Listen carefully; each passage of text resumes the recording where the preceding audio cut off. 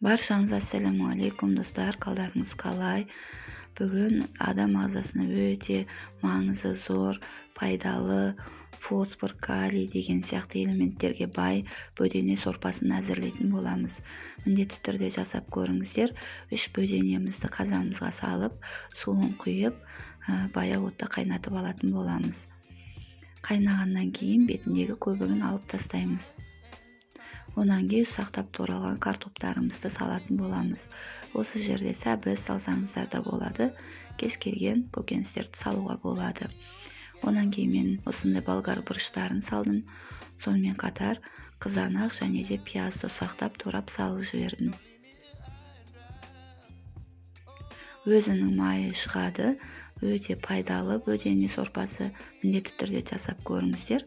Осындай петрушка, паприка приправаларын салдым дәміне қарай, және де біз қамыр елеп салатын боламыз.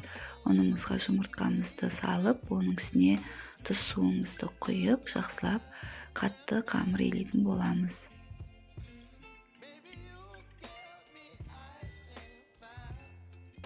Міндетті түрде жасап көріңіздер, әсіресе үлкен кісілерге пайдасы зор.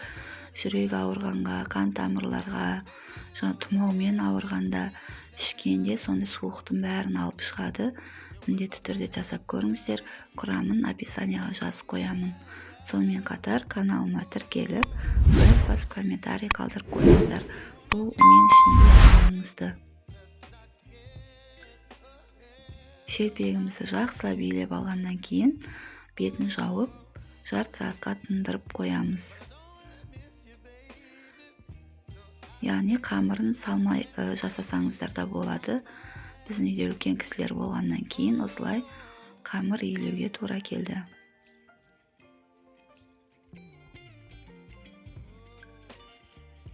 Қамырымыздың еуі қанды жайып, арасына ұнын сеуіп, осылай кеспе етіп кесіп алдым.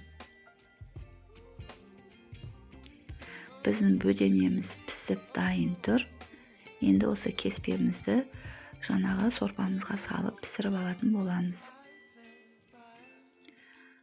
Бір құйытып қайнатамыз, сосын өшіре саламыз.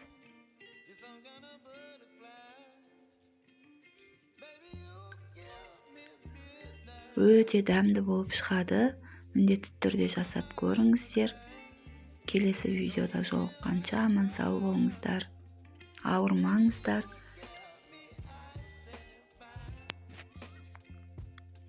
Каналыма тіркелуді ұмытпаңыздар.